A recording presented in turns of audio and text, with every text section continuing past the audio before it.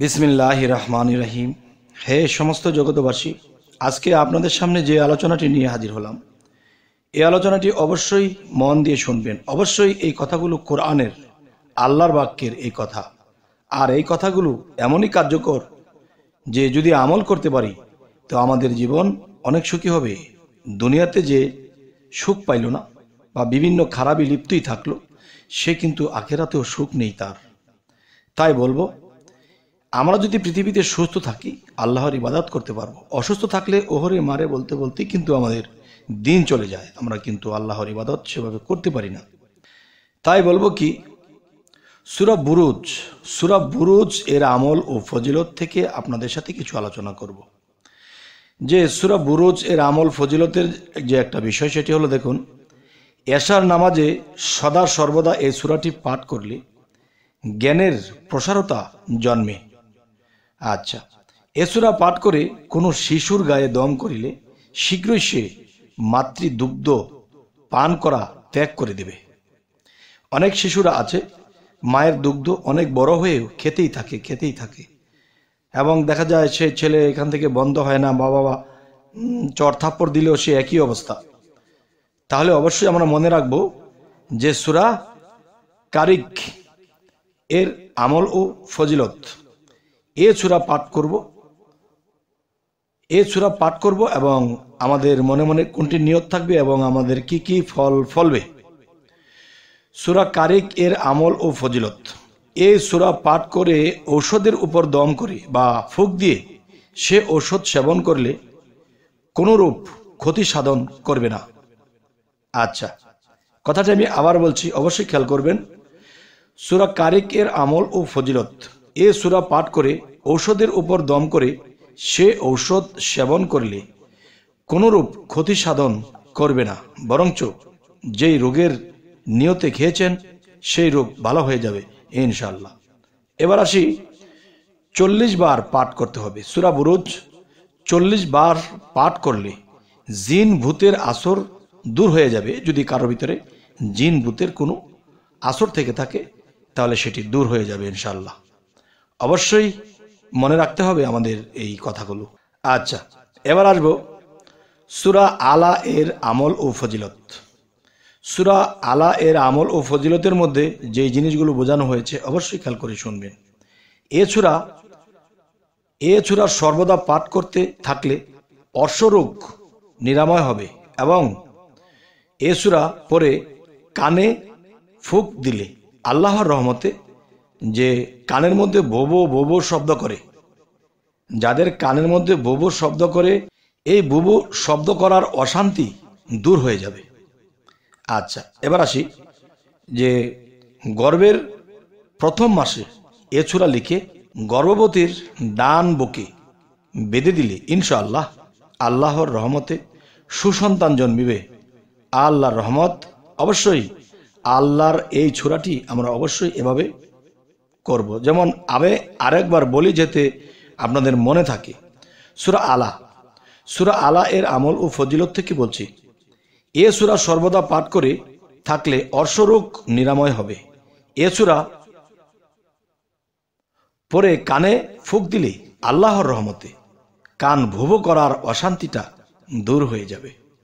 আচ্ছা, এবার গর্ভের প্রথম মাসে গর্ভের কোনো মহিলার বা নিজের আত্মীয় স্বজন যে গর্ভের প্রথম মাসে এ সূরা লিখে গর্ভবতীর ডান বুকে বেঁধে দিলে ইনশাআল্লাহ সুসন্তান জন্মিবে।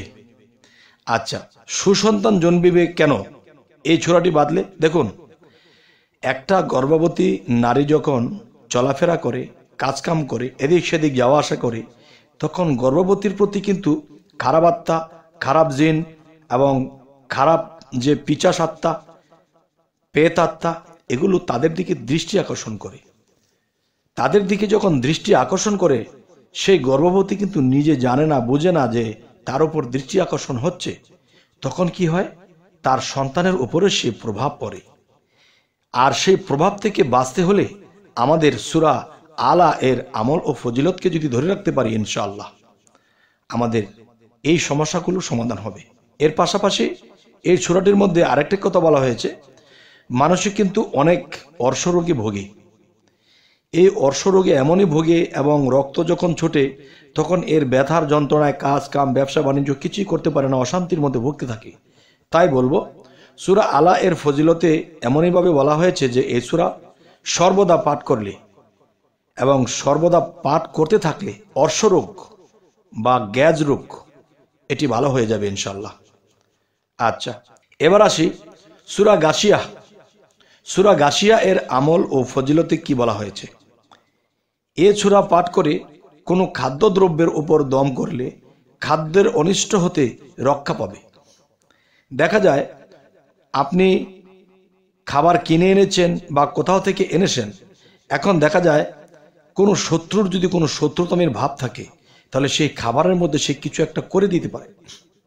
তখন কি হবে, এই সূরা গাশিয়া এই সূরা পাঠ করে কোনো খাদ্য দ্রব্যের উপর দম করলে খাদ্যের অনিষ্ট হতে রক্ষা পাবে। বেদনা স্থলে ফুঁক দিলে বেদনা উপশম হবে। 21 বার এ সূরা পাঠ করে, আচ্ছা, সূরা গাশিয়া 21 বার এ সূরা পাঠ করিলে বদ খেয়াল দূর হয়ে যাবে। দেখা যায় কোনো মানুষ ভালো একটা কাজে নামবে বা ভালো একটা দিকে তার দৃষ্টি আকর্ষণ দিতে হবে, খেয়াল করে সে কাজটি করতে হবে, কিন্তু তার মধ্যে কোনো বদ খেয়াল মানে বাজে একটা খেয়াল তার মধ্যে এসে তাকে ডিস্টার্ব করে এবং সে সেই খারাপে লিপ্ত হয়ে যায়। তাই আমি বলবো, হে সমস্ত জগতবাসী, আপনারা অবশ্যই সূরা গাশিয়ার আমল এবং ফজিলতটি করবেন, ইনশাল্লাহ সেই বিপদ থেকে আমরা রক্ষা পেয়ে যাব। এবার আসি সূরা ফাজর। সূরা ফাজর এর আমল ও ফজিলতের মধ্যে বলা হয়েছে, মধ্যরাত্রে একবার এ সূরা পাঠ করে পরে স্ত্রী সঙ্গম করলে নেক সন্তান লাভ হইবে। আচ্ছা, যদি অবশ্যই আপনারা এই কথাগুলো বিশ্বাস করেন, বিশ্বাস তো করতেই হবে, যদি মুসলমান আমাদের বিশ্বাস করতেই হবে। সূরা ফাজর এর আমল ও ফজিলতের মধ্যে এটি পাওয়া গেল যে মধ্যরাতে একবার এই সূরা পাঠ করে পরে স্ত্রী সঙ্গম করলে নেক সন্তান লাভ হইবে। আচ্ছা, প্রত্যহ চন্দ্র মাসের 14 তারিখে রাত্রে একবার করে এই সূরা পাঠ করলে কিয়ামতের দিবসে তার চেহারা নূরে নূরান্বিত হবে। সুবহান আল্লাহ। আল্লাহ আমাদের জন্য কত সুযোগ সুবিধা রেখেছে, কিন্তু সেই সুযোগ সুবিধা আমরা নেই না। আমরা এই জন্যই কিন্তু দুনিয়াতে আপদে কুপদে থাকি, কষ্ট পেতে থাকি, খারাপ দিকে যেতে থাকি। তখন কিন্তু আল্লাহকে কখনোই দোষারোপ করতে পারবো না, যেহেতু আল্লাহ আমাদেরকে সুযোগ দিয়ে রেখেছেন। যাই হোক, এবার আসি সূরা বালাদ। সূরা বালাদ এর আমল ও ফজিলতের মধ্যে কি বলা হয়েছে যে শিশু জন্মগ্রহণের সময় এ সূরা লিখে শিশুর গলায় বেঁধে দিলে অনিষ্টকর প্রাণী ও যাবতীয় পেটের অসুখ হতে নিরাপদ থাকবে। আলহামদুলিল্লাহ। আচ্ছা, কথাটি আমি অবশ্যই আবারও বলছি, আপনারা খেয়াল করে শুনবেন। সূরা বালাদ এর আমল ও ফজিলত, শিশু জন্ম গ্রহণের সময় এ সূরা লিখে শিশুর গলায় বেঁধে দিলে অনিষ্টকর প্রাণী ও যাবতীয় পেটের অসুখ হতে নিরাপদ থাকবে।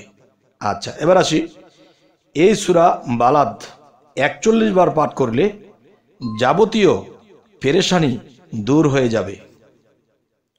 তবে হে সমস্ত জগতবাসী, আজকে আপনাদের সামনে যে আলোচনাটি করলাম আমার করতে খুব ভালো লাগলো।